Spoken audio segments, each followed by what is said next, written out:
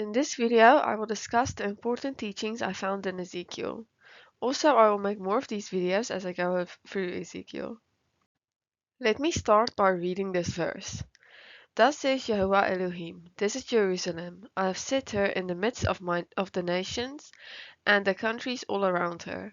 She has rebelled against my judgments by doing wickedness more than the nations, and against my statutes more than the countries that are all around her.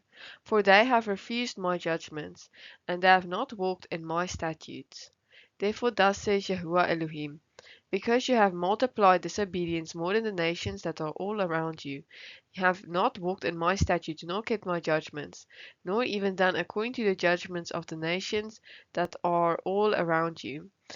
Therefore thus says Jehovah Elohim, indeed I, even I am against you, and will execute judgments in your midst, in the sight of the nations.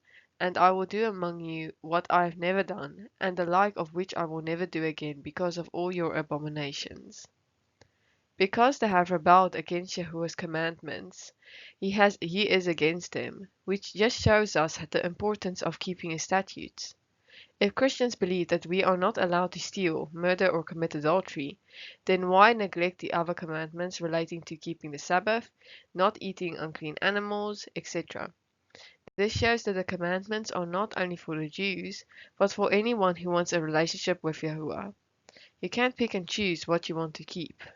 Here are 4 other verses relating to this, and there are many more.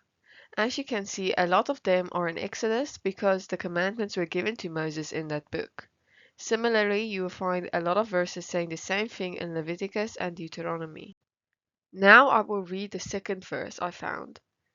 Then he said to me, have you seen this, O son of man? Turn again, and you will see greater abominations than these.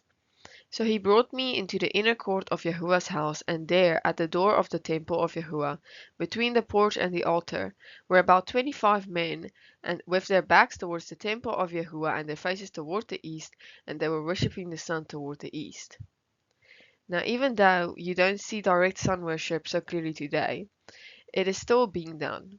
Through hidden traditions like the Easter Sunday service, sunrise service, people go out to watch the sunrise, thinking it represents Yahushua's resurrection. However, this is a man-made tradition, like Easter and Christmas, and is not from Yahuwah. In fact, it has more to do with pagan traditions than with the Bible. In Mark 7 verse 8 to 9, it says, for laying aside the commandment of Yahuwah, you hold the tradition of men, the washing of the pitchers and cups, and many other such things you do.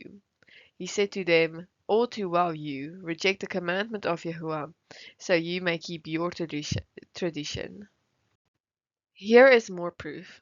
As you can see, Easter has a connection with Germanic paganism and a tradition of rising early on that day to see the sun.